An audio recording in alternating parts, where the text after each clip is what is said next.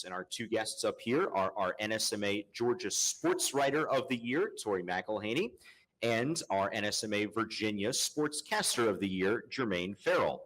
Tori is the senior Atlanta Falcons content producer for Falcons.com. She spent 3 years prior with The Athletic, working her way up from a general assignment contributor to the Atlanta Falcons beat reporter, and also has prior experience covering her alma mater, the University of Georgia's football team, as well as the Atlanta Braves for MLB.com. Jermaine is the sports director at WFXR in Roanoke, Virginia. That's his hometown. He's been with WFXR since 2015 and was promoted to sports director in 2019 after professional stops in Richmond, Virginia, and Wichita Falls, Texas. Jermaine is also a veteran, having served in the United States Army for nearly a decade.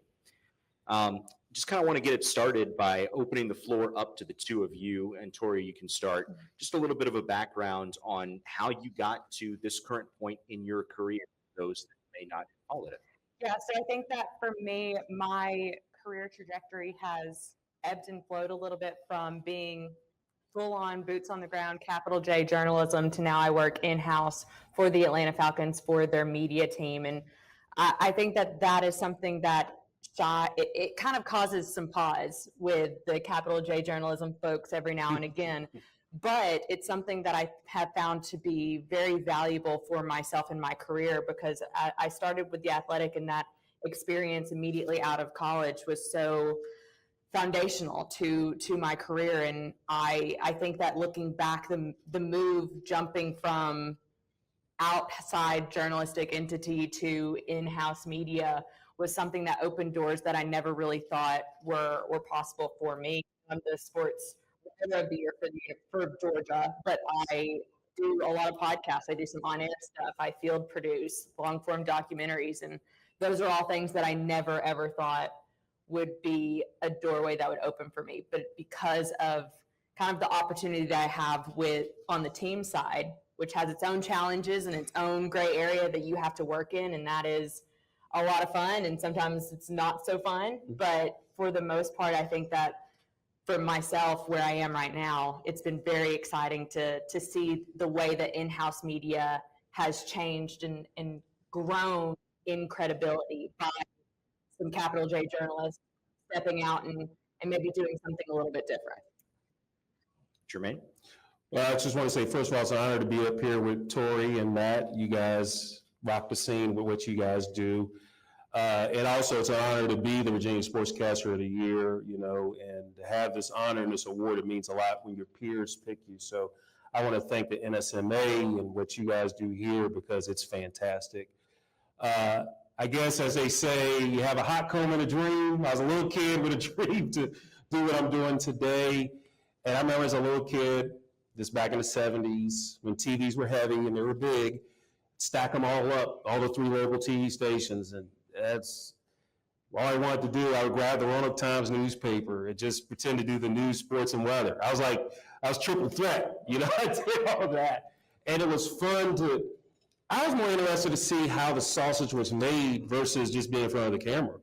Being in front of the camera was cool, but over time, being in the military, got my degree at Cameron University in Lawton, Oklahoma.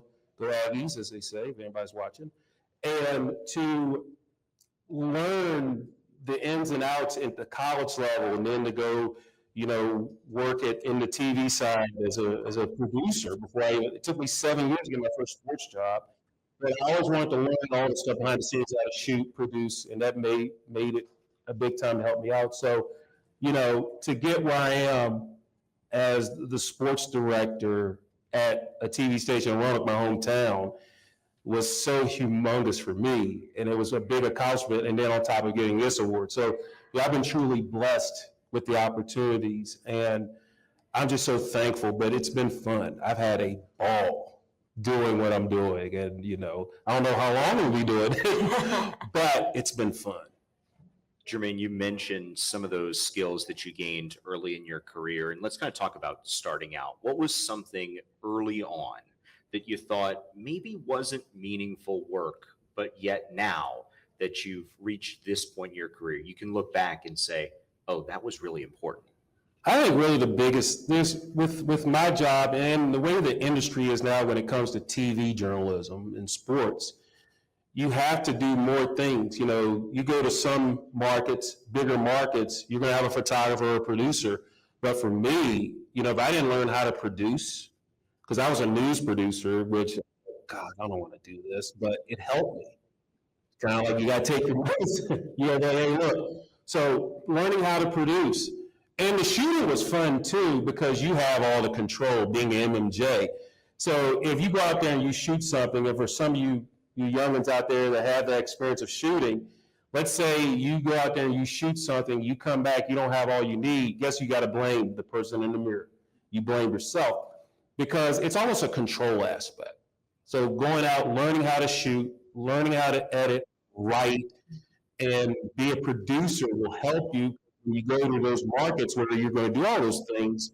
You know, it definitely helps. So those are the producing thing. I did detest it. I was like, gosh, producing. And then, because I think with that, you have to deal with so many personalities, because you'll have anchors that tell you how to produce from the desk, or rather person will come, hey, I need 3 or 4 more minutes because a little tiny thunderstorm is over this spot and I need to talk about it. Nothing against weather people, we love them, but it was obviously, that's another thing. But yeah, I love all the weather people, but that was another big thing. And then time management, because when you produce, okay, I got to get this show on the air. It starts at 5:30. Guess what? It doesn't matter. I have to be done. And sometimes you're still producing the show as you're going. But those were the things that really I enjoyed and I love. And to this day, if it wasn't for that, I don't know where I'd be without those skills. Tori, same question for you. That experience early in your career that now in retrospect, really, really important.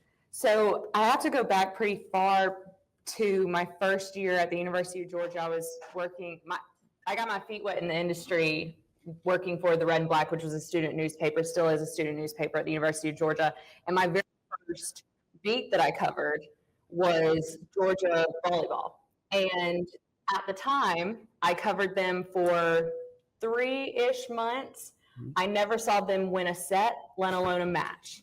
So having to cover a team that is not winning, you kind of know the situation potentially with the head coach is going to change at some point. You don't really know when that point is going to be. I think that honestly shaped me in a way that, looking back, I remember in the moment being like, this freaking sucks. Like, no one's happy. No one wants to talk to me. No one wants any type of coverage because it's all not good coverage. It's negative coverage. And I remember that time being like, why am I doing this? Like, is this really something that I want to pursue? But now I'm, a decade into my career. I look back and it was like, that was such a formative time period for me to learn the people skills, to ask people the tough questions, and to talk to people when they really don't want to be talked to or talked at. And I think it kind of added this like human element to the career and to the job. And I think that we all want to cover the things on the biggest stages. I had the opportunity to cover, while I was still in school, cover University of Georgia heading to the national championship. And it's like, that's all well and good and that's exciting, but there's only one national champion at the end of every year. Everyone else ends on a loss, pretty much. And and there's coaching changes, and there's learning new people, and there's recruiting and all different stuff, and change, especially now that I'm in the NFL. Things are changing and rosters are turning so quickly that you really have to find ways to connect with people very early on in some of these like awkward moments and in awkward ways. And I think because very early on in my career, literally my first ever beat that I covered was very difficult and it was very awkward. I think that helped me learn how to navigate the business when things aren't sunshine, rainbows, and roses, because 9 times out of 10, it's not like that. You're very lucky if you get to cover a team that goes and wins a Super Bowl. But again, there's only one of those every single year. And I think that is something that when I look back at my career, the fact that that was the very first thing was very, I think, to where I am now. A line you said in that answer, Tori, was that we all want to cover the biggest events. That's why we're here. That's why we're in this business. And the topic of this panel is paying your dues. Mm-hmm. Do you feel like paying your dues is still relevant today? How does that look different compared to in the past? season? Yeah, I think it absolutely is still relevant. And I think the relevancy is the main point, but it does look different now than potentially how it did when, even I was coming up 10 years ago. I think looking back, I was very much like, I want to be a writer. I don't want to be on camera. I don't want people to hear my voice because I have this very thick accent and I don't know how to say anything that ends in IGHT. So not right, I have to I can't be on camera. I can't do that. And I just want to write. I just want to interview people and watch film all day long and that be it. And I think very early on when I was coming up, I only took those opportunities. I only put myself in positions where I was writing and reporting. And once I got out of college, and I did some things here and there in college, like on camera and with some radio stuff. But for the most part, I was like, nope, beat reporter. That is what I'm going to do. I'm going to be writing all day, every day. And now here I am with the Falcons and kind of what I made mention to in the introductory, like I do a little bit of everything. And writing is maybe 25% of what I do day to day. And a lot of it is on camera stuff. A lot of it is podcast. A lot of it is radio. And I think the point of paying your dues being relevant, it's still relevant, but I think it matters to your point too of what you said earlier, what you're doing and how you're paying your dues and being very selective about, okay, how does this set me up to be the most well-rounded journalist I possibly can be? And I always tell people, like, say yes to everything within reason, because the say yes to everything, I know when I was in college and when I was a young professional, I literally said yes to everything, regardless if I felt like I wanted to, regardless of if I felt that it was maybe a good opportunity to do. I was going and covering high school. Instead of going to the bars in Athens, Georgia, I was going to high school football games and being like, all right, I'll see you guys later. And I forgot to kind of have fun. Like I forgot to have fun in my, college years and when I was a young professional because I was so worried about getting ahead. When in reality, I wish I would have been a bit more open to doing different opportunities and trying to have fun in different ways. And I think that's why I think like paying your dues is relevant, but it's not what it was potentially 20 years ago, and you can have a more healthy way of looking at it. To be like, I can do a lot of different things and I can have fun while I'm doing it. And now if somebody asks you what position does Kyle Pitts play, you feel comfortable answering yes, right? Yes, he's a tight end. There you go. Jermaine, you talked about it in your bio. You were at WFXR since 2015. It took 4 years until you were promoted to sports director. And so it's a question. With you paying your dues, is that still relevant in your opinion? And how have you seen that evolve in your time in business? Well, I tell you what, I was talking to Tori outside, and I don't know if I mentioned this to you or to someone else, but it took me 7 years to get my first sports job. And I think it's a 3-level thing. There is starting to pay your dues, you're still paying your dues, and you've paid your dues. Now, the third part, that might be a tough thing because if you're still striving for something, if you got your dream job already, you kind of already paid your dues, but you're still working at improving your craft. When you start to pay your dues, and Tori mentioned this, you gotta have that balance. Because you can't say yes to every single thing because some people feel like, well, if I would say yes to this, then someone else will take advantage. But I always felt that you have to do stuff that's going to be right for you, but also stand for everything. Like I said, I hated producing, but it helped me. And I think when you go out there and you do the best job you can, you start off. Paying your dues could mean, okay, I'll work on stuff to improve myself, but also another thing too is just having fun at it. I think you should never look at it as a job because if it's a job, you feel like, oh, I got to do this. But I feel like in the positions that we're in this business, this industry, it's what we love and enjoy, it doesn't feel like a job. That was hours long? Yes. Yeah. And we out there busting it. They might be a stretch, you might work 6 or 7 days a week, but you're enjoying it. And then you can kind of decompress and just say, wow, I did all that. But what we did at WFXR, and this was so neat, so in 2015, Nexstar purchased the station. And at that time, the NBC affiliate was doing the news for it. So we were a startup news product. So just think about this. You got stations at market that I grew up watching, they were doing news, started off in the 50s. So you're thinking about you have to catch up 60 years, and we had these news units, and people called them the Reading Rainbow mobiles. For you young people, look up what Reading Rainbow is. If you don't, there you go. LeVar Burton, y'all heard of LeVar Burton, right? There you go, all right. Should have been the host of Jeopardy, I think, but anyway, I digress. We had these multicolored vehicles, and people were wondering, what is WFXR? So we roll out looking like a roll of lightsabers in these cars, which I thought they were cool, but now our station vehicles are unmarked for good reasons. So we roll up, no one knows we're media unless we put a magnet on the side. So it took us time to develop that. So for the first 4 years, I was the weekend sports guy, and we had a lot of great people come through there. And then, I took a 6 months and worked in Richmond, which, it was a good place to work. And then when the opportunity to be a sports director back home, I took that. And I felt like in my career, I have paid enough dues for myself and probably everybody in this room. But it's fun and it's rewarding, it's satisfying. You've met a goal that you strive to achieve. I know some of you youngins out there, y'all want to be sideline reporters, you want to be sports anchors, you want to be writers or whatever. But basically the biggest thing I would say is enjoy the process. Don't think of, if you go for one job, don't think about your next job yet. You're not there yet. Let's do what we got here. Let's take care of what we got here, and then the opportunities will come. Because we're going to get a lot of those. And trust you and me, I have a lot of those. All you need is that one yes. You get the one yes, and you make it like it's your Super Bowl. And you cover a high school team, or heck, some middle school team, or a camp.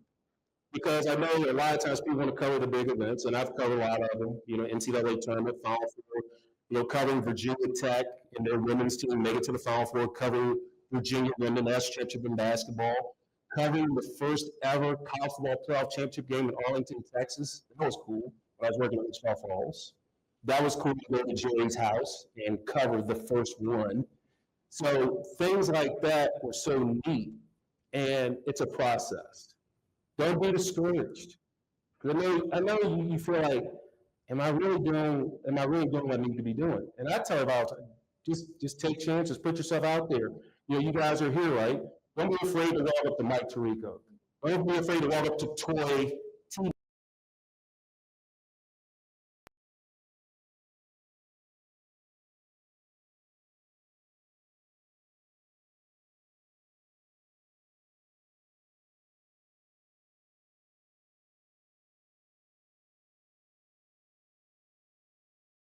Roof or whatever he said. So I just butchered that line, MJ. But don't be afraid. Don't be afraid to fail. Yeah. Because trust you and me, all of us on this panel and everybody in the room that's been doing this for a minute, we failed. But it's how you handle adversity and how you handle about getting back into it. So when I had them, in fact, at the station, I had 2 news directors before there said I wasn't good enough to be the sports director. I said, okay, I can show you better, I can tell you. And I've been doing it for 6 years.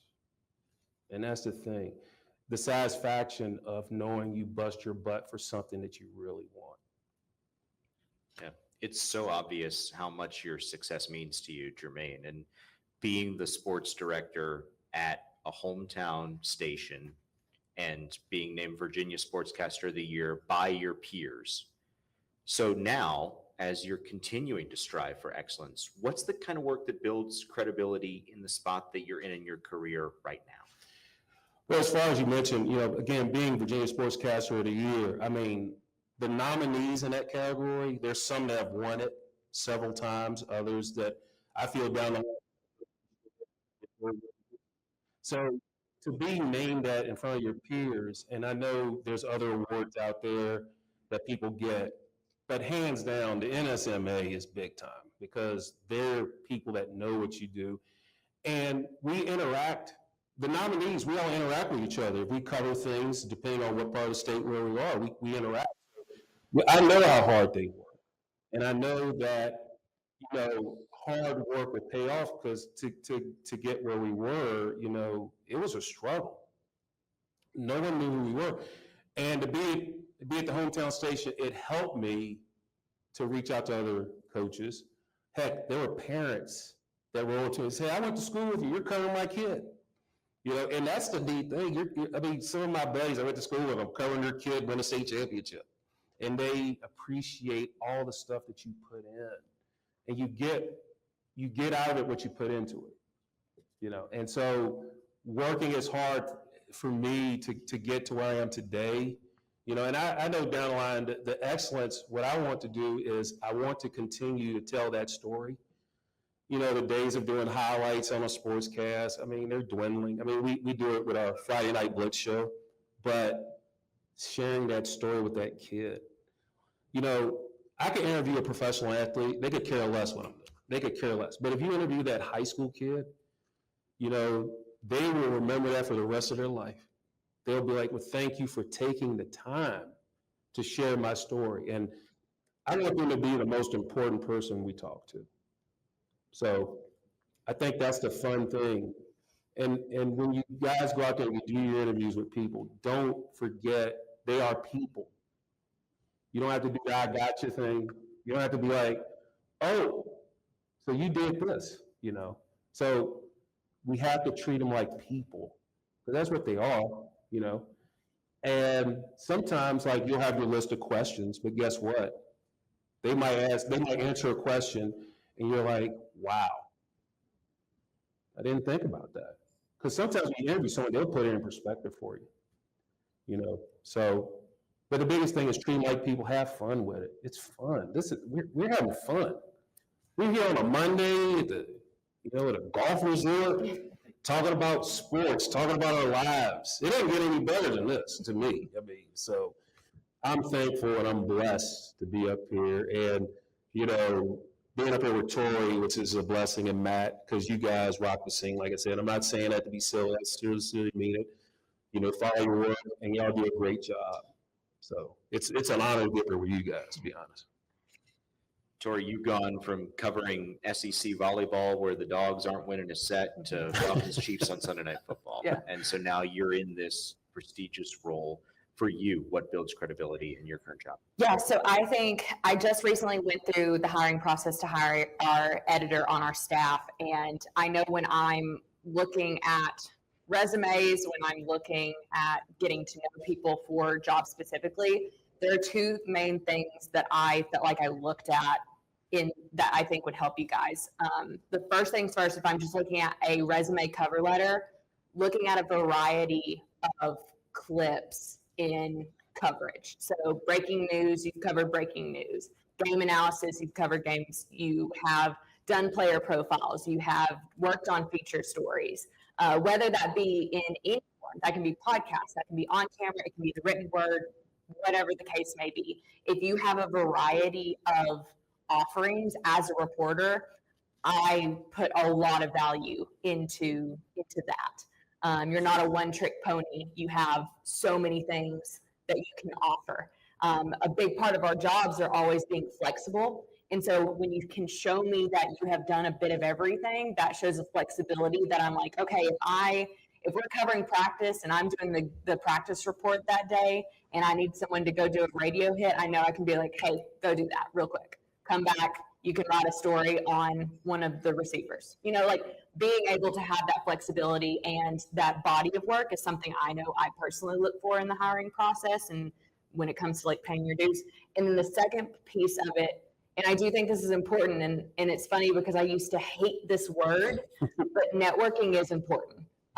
I am kind of an introvert by nature. I know probably talking to me right now, you'd be like, no way, she's not an extrovert or not an introvert. But I really had to work on being able to put myself out there and get to know people and network and so people could recognize my name and face. But that actually went a long way, and where I am currently right now, I can vividly see a trajectory from where I was as an 18, 19-year-old student at the University of Georgia and where I am at 29 working for the Falcons. My professor in the sports media certificate program at the University of Georgia introduced me to Daniel Shirley, who was the editor of Dog Nation, the AJC, and Fox Media Group. I worked with them, and then 2 years after that, I graduated. I'm with MLB.com, and they call me, hey, the Athletics coming to Atlanta. Would you want to be a general assignment reporter? Yes, I would. I would love to do that. Put me wherever you need me. And then becoming a full-time reporter for them, covering the Falcons, meeting everybody within the Falcons to the point of a year later, they're asking me, hey, would you be interested in coming in-house for us? So there is a very distinct and obvious line of people I knew and made connections with, kind of helping me to facilitate my own career and move me forward.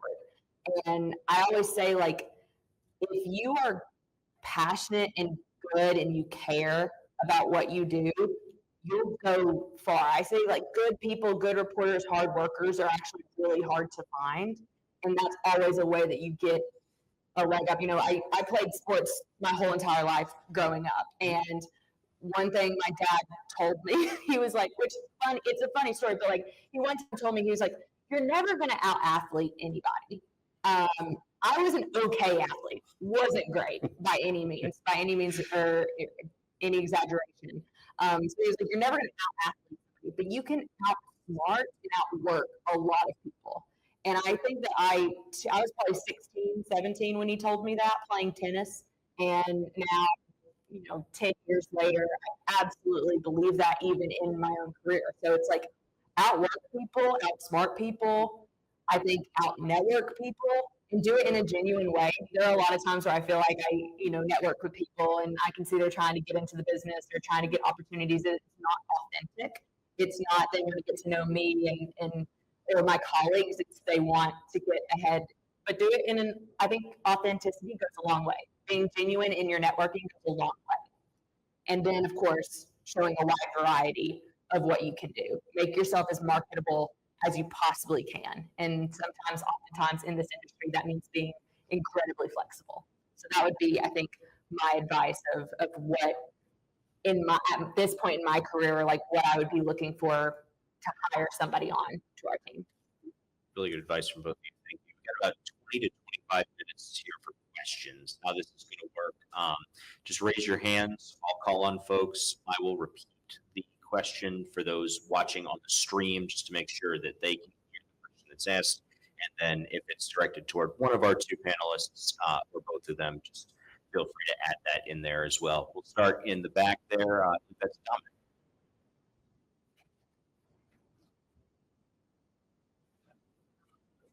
And I noticed that Tori and Jermaine both started in different ways. I think both introduced Tori to the or love the mind games right away, or Jermaine had really part of taking it for soccer that year. I'm actually on 7th year right now. The cool backstory as well is that I'm really learning animation, and I just finally took back this animation, and I'm just I do this stuff right now. How would you someone disabled trying to get into A really good question. Dominic asked just about kind of perseverance and taking 7 years, as you mentioned, Jermaine, to find that opportunity in sports, and just some advice for someone that may be really hunting out there. I think the biggest thing is just don't give up. Don't let your passion, I know it's hard. You're out there and you're trying to grind. Like I said, it took me 7 years to get there. And, you know, my dad had a saying, a winner never quits and a quitter never wins. So that stayed with me in my entire life. So if I want something, and in your case, thanks for you saying thank you for my service, I appreciate that. But I just think you still got to push. I think there's a place for anyone. It doesn't matter if you have a disability or your gender, your race, or whatever. There's a place for everybody. And sometimes, in this day and age, you make your own place. You know, it's not like you have to go and talk to a TV station, a newspaper, radio. There's opportunities to make your own spot. I mean, I think everybody can do a podcast nowadays. It seems like everybody has Everyone one. has one. And the thing is, I don't have one. Maybe I should, but I think sometimes you just got to make your own way. And I've told that to a lot of young people. Like I've talked to a lot of young people today, and there's a fear. I was like, well, what if I don't get a job when I graduate? I said, but what if you do get a job when you graduate? I'm a glass half full guy. I don't ever look at what the negative. Yeah, this could happen, but this could happen. So always keep fighting, keep battling. And yes, like I said, you're going to have a bunch of no's, but you're going to have a yes. So I would say keep trying, keep pushing, push that rock up the hill, because it's going to take time to get there. But once you get there, okay, then you keep pushing harder. So I would keep working. I think just to add to the perspective of each individual person in their coverage is what makes people stand out. Like I think we all come from different backgrounds. We all have different challenges. We all have different things that if we're watching, I could watch one football game and my 3 takeaways are different than somebody else's. And I think there's value in everyone's own perspective of what they're covering and how that can make you stand out. So to answer the question of, having something that makes you quote unquote different, I think that is powerful. And I would say lean into that, tell stories in a way that only you can, because you have a perspective that's different than everyone else in the room. And that goes for everybody. Everybody has a different way of looking at things. And I find that to be as I'm looking and at different people's coverage and what people are pinpointing, I actually feel like I gravitate towards the unique, the different. And I think there's power in that. And that I'd say lean fully into that, because I think that's pretty special. And it adds a value to what you're doing to make you stand out. Editor's note, Jermaine talked about creating your own opportunities. That's the main subject of our 3:30 summit panel up here. So if you're interested in that, be sure to be here for that panel at 3:30. Other questions? Riley. Specifically for Ms. Tori over there, talking about how you have to work on being more extroverted, interacting with people, and building authenticity there. And naturally, you said you started more as a writer, you wanted to report, so I imagine there wasn't an idea you'd be putting your face out there for a lot of people to do this content. So what have been some of the biggest lessons you learned about being someone that fans not only identify for who you cover, but also for what you cover? Yeah, the question was about kind of finding your identity and being able to be comfortable putting yourself out there. Tori? Yeah, it's not easy. I think that I was very anti putting myself on camera, anti putting myself on podcast, because also I wanted people to look at what I was doing and the points that I was making and not think about my gender or, the lack of football that I've played in my life. And I think that that's oftentimes what I get is, instead of people being like, oh, she made such a good point about X, Y, or Z, about the game or about scheme decisions or whatever the case may be, it's, oh, she was wearing this, or she looked like this, or she said it in a weird way. I don't like her voice. I think that was always my biggest fear about it, and that was why I was so trepidatious about putting myself in these new avenues and in these new ways. But I think that the thing that made me the most comfortable was actually having people in my corner who were pouring into me in those ways.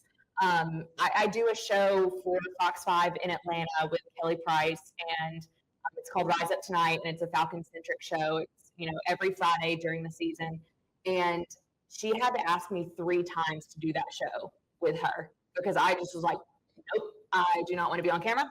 Do not stick a camera in my face. I do not want that. And she had asked me 3 times, and on the 3rd time, she finally was just like, just do it. Do it for a year. If you don't want to continue doing it after a year, then I'll find something else. We'll do something else. And I did it for a year, and I've now been doing it for 3 years, because I think she was so supportive. And even Wes, when he was up here earlier, he's always been such a big supporter of mine and a big a big person in my corner for that kind of stuff. Like I would send him clips, or he would watch the show, and I'd be like, okay, what'd you think? And he's like, time things out in your head. He was like, know how long it takes you to say something in 30 seconds. And I think those little things helped me feel more confident, because unfortunately, like it is all about reps. The more you do it, the more comfortable you get. I remember the first like stand-ups that I did for that show, the first couple shows that I did, I literally told Kelly, I was like, don't put them on the internet. Like those were so bad. Don't put them anywhere. I don't want to see them. And now I feel like it's kind of become second nature, and I do feel more comfortable. So yeah, for lack of a better, like I wish I had a better answer than just it's the reps, and it's just doing it, and it's continuing to put yourself out there, and knowing that you're going to make mistakes and you're going to mess up. We unfortunately, as journalists, like have to mess up in front of thousands and thousands of people. Whereas I have a friend who's an accountant, and they're like, oh, if I miss a number, I just like the only person that sees it is like my manager, and that's it. But if I say something wrong, if I get a stat wrong, it's 20,000 people being like, she's an idiot. And I think like that, always understand that perspective of it too, that you're going to mess up, and messing up's okay, even though people think like that it's the end of the world. Not the end of the world. We're going to mess up. We're learning. And I think just being open to that, open to playing around and finding your voice. I'm still actively, like I'm doing some coaching for podcasting, because I'm still trying to find what my voice is and what my lane is. So it's a constant evolution, and some days are going to be better than others. There are some shows that we do that I'm like, God, that was awful. And then there are other shows where I'm like, let's put that up for the Emmys. Like, so that would be my advice. But I appreciate that question, because it was something that I've had to work really hard at. Right here in front of the end. I'm Michael Cartwright. I just graduated from working with A&T, and I'm an incoming law student. I want to do sports agency. With conversing with a lot of the sportscasters here, there is times when we have a waiting period, especially for the entry level in the media world. So what would you say was your waiting period? What did you do, and how did that waiting period? Interesting question there. He asked about the waiting period, trying to get a job in the sports world.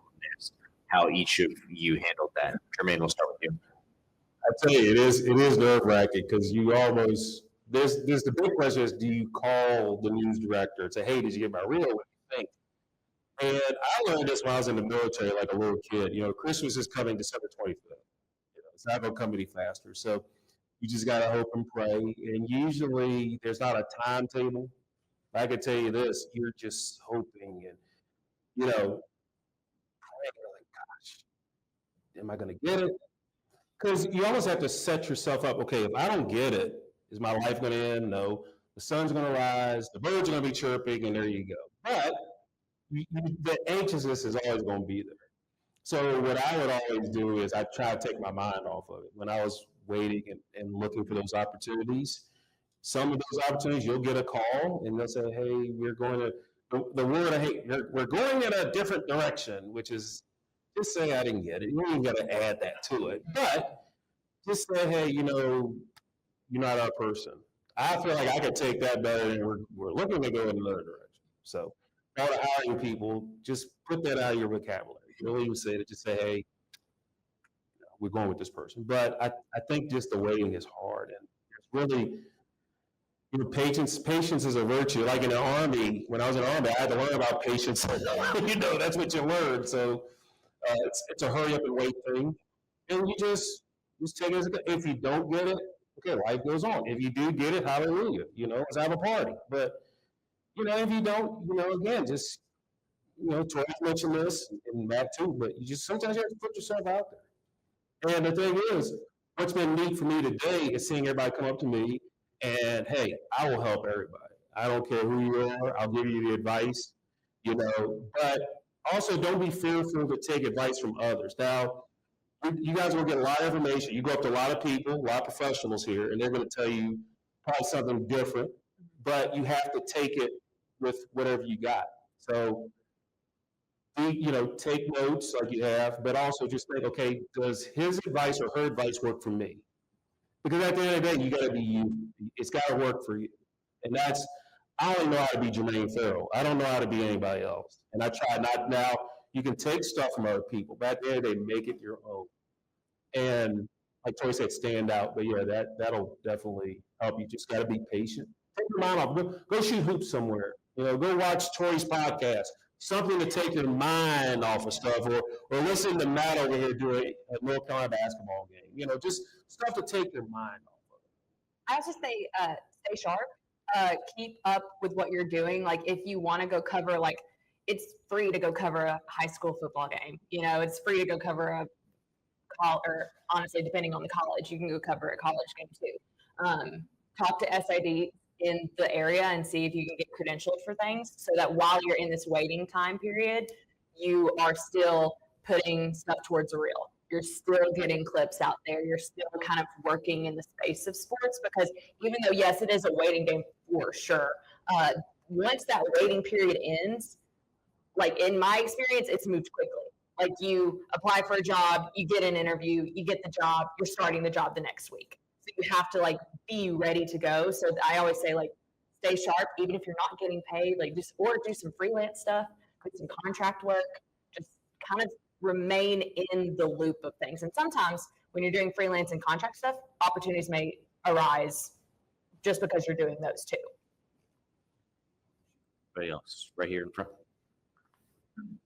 My name's Krause. I was just wondering, I know you guys alluded to it a little bit with the first question. When you're talking about the hiring process and the variety of clips with reporting, and how much do you weigh in individual stuff that you do on your own instead of just setting up a camera in your own room reporting, opposed to being on an accredited network, or how do you really just look at that and break that down? Question was about when working in the hiring process, the balance between essentially work created on your own versus work that you're bringing to the table from a previously established accredited media outlet. Tori, you can start us off. Yeah, I think that it's all about the value of the product. If someone, has been doing an internship with an accredited space, but they don't have anything to really show for it, but someone who's working kind of in an independent blog scenario, or has built something up on their own on social media, and they can kind of show me quality in that. As long as there's quality, I'm willing to look at anything, and I'm willing to kind of see what someone's got, because I think and I think now, especially because like working for the Falcons and working in-house for a digital media team, I've been way more open to different backgrounds, and I think journalism and media and this overall industry is changing to the point of like we all have I don't have my phone on me, but we all have our phones on us. We can go and do a stand-up anytime we want to. We can go write a 500-word story on our notes app and get it out there for people to see. So I think as long as the quality is there, to me, it's like, yes, you definitely need, people in your corner, because I'm going to call your references. I'm going to call people and be like, hey, what about this person? Is this a good person? Should I hire them? So yes, there should be kind of this level of, to my point, networking, but I don't necessarily think, for me personally, and everyone's different, but for me personally, it's quality of work and who can kind of vouch for that work. And I look at it as credibility, because if you're doing, let's say you're at your house and you do something, it has to be credibility with. I'm not necessarily, let's say if you're at home and you do something, that's one thing, but is it credible? Because you can go out there. I mean, I could go out there and create a podcast today, and it's probably gonna be credible because I've been doing this for a while. But let's say 5, 10, 15, 20 years ago, I couldn't do something like that because there's not credibility. So, and that takes time to develop over time. So what I would tell you guys is that, hey, take a chance, and maybe, like even Tori said, go cover a game, because I think nowadays the lines of journalism is blurred because we do have the podcast, because everybody feel like they can do a podcast. And even at the college level, it was like for instance, I'll use Virginia Tech or even Virginia, all these schools, for example, they all have like their main function is to cover the school. So they'll have their own little network, and they start off, no one knew them from a can of paint, but then they develop that. So you have to develop that, and there's nothing wrong with calling an SID. Now, what you call the SID at the University of Georgia and say, hey, can I get a credential for a football game? Probably not going to happen. But if you call, say, Roanoke College and say, hey, can I get a credential to cover a game? I want to practice hone my skills, there you go. So it's all about developing rapport with SIDs, developing rapport, even other journalists. Heck, even in this room, develop that rapport with someone who's in the same situation as you. Let's say if you're a young professional and you're looking for a job, hey, everybody knows somebody. There's 6 degrees of separation, So, like for instance, never met Tori Mack her life. But then when we were paired together, I reached out to her and we developed a connection that, hey, we're doing the same thing. And I watched her work and I thought it was tremendous. And it was good to know, okay, there's a reason why she won her award because of this work. And to overcome her fears of being in front of the camera. Heck, I know this might sound crazy, but I was afraid to be in front of the camera. As a kid, I was very, I wasn't an outgoing kid, but then over time, when I started playing sports and I started just being out there, hanging out, I gained that confidence, So that's really the biggest thing, add credibility to yourself. So don't make up anything. Like, don't do something that's not true. Don't go out there and say the sky's purple. We can look and say it's blue or with the clouds is white. Build that credibility on your own, and then, that'll help down the line. I think it's worth noting that this organization used to be called, as recently as a decade ago, the NSSA, National Sportscasters and Sports Writers Association, and the name changed to Sports Media because it's more all-encompassing as the business changes. That's very relevant. Time for one final question. We'll go right here in front. My name is Jason White. I'm a sophomore. I'm an Arizona University of Alabama. And I'm from the Deep South, so the Mr. and Miss about the daughter. Don't let that throw you off. Okay. But it's fine with you, Mr. Krause. I had a different question for each of them, respectively. Absolutely. What you said about networking and the authenticity that you like to have within networking. Can you give me advice on just not being transactional with networking and just like going into it, obviously, wanting to make a connection, but not wanting to just be transactional with the person. And then for Mr. Jermaine, your 3 stages of paying dues. For you, in your 7 years before getting into sports, being at that 3rd stage when you say, pay your dues, how do you know when you are at that 3rd stage? Is it like a timing thing? Is it just, how do you know when you're at that 3rd stage? 2 separate questions. The first one for Tori, it's about authenticity when networking and some advice there. Yeah, so I think that it's one of those things where don't talk to someone like robotically. Like I oftentimes will have someone like come up to me like, hello, Tori, I am so-and-so and I like doing so-and-so and I am here for a job. And it's like, whoa, like, I don't know you at all. I think I've tried to mentor some students and some stuff. And I actually had a student recently like want to hop on a Zoom call.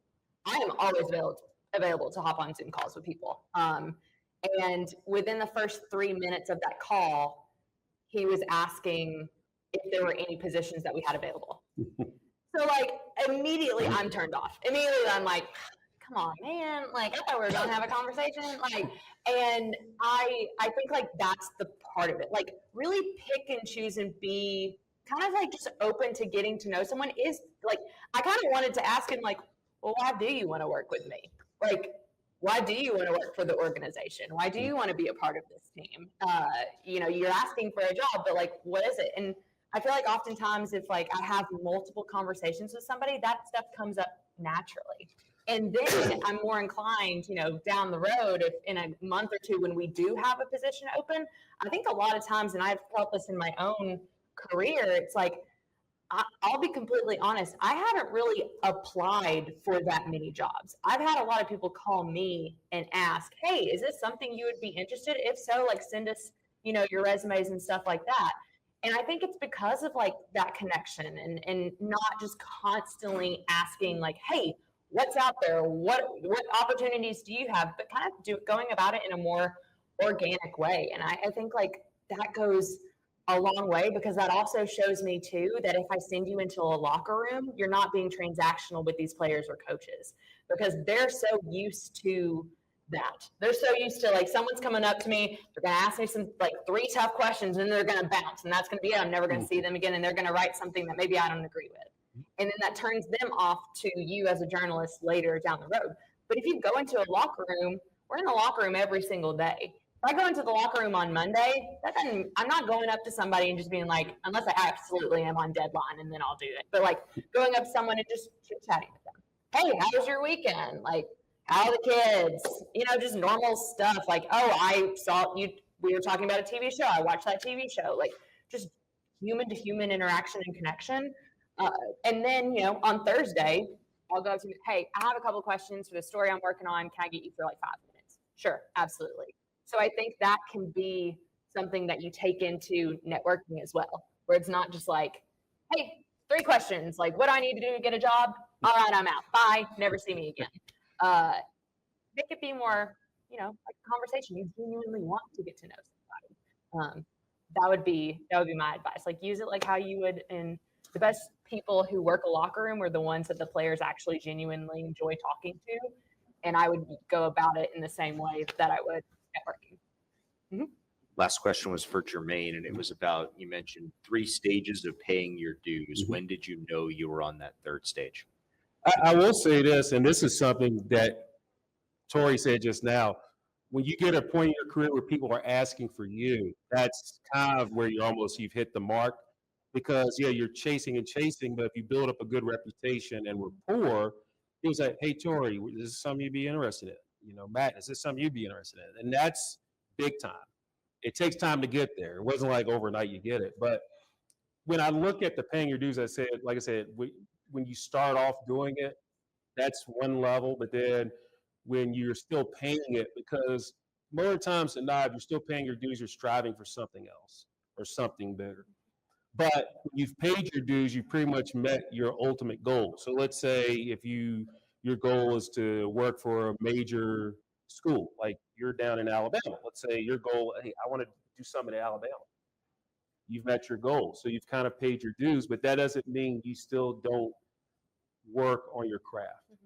Because just because you get to the mountaintop, there's people behind you that want to knock you off too. And it's not more of a competitive thing. It's more of, okay, in order to keep my job, you still have to work to prove that you deserve that job. You know, and that's what everybody that's a professional in here, we still do it just because we're there.